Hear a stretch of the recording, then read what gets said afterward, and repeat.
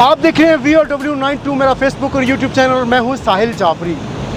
यूनान का नाम आते ही बहुत सी चीज़ें जहन में आती हैं और बहुत से सवाल उठते हैं। यूनान यूरोप का वो मुल्क है और यूनान दुनिया का वो वाहिद मुल्क है जहां सबसे ज़्यादा पाकिस्तानियों की डेड बॉडीज़ पाकिस्तान वापस जाती हैं। आखिर क्या वजह है कि यूनान में आज तक जो है वो डेड बॉडीज़ का मसला हल नहीं हो सका। यूनान में 60,000 पाकिस्तानी बसते हैं मगर आज तक वो यहीं का मसला वहीं का वहीं है।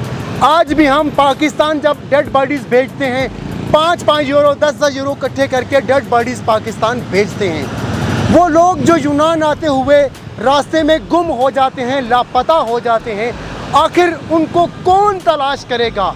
यहाँ जितने भी पाकिस्तान कम्युनिटी में सदर हैं जो बड़ी बड़ी बातें करते हैं, बड़े बड़े लेक्चर देते हैं और बहुत कुछ करते हैं, क्या ये सब कुछ सिर्फ फ़ोटो शूट तक है?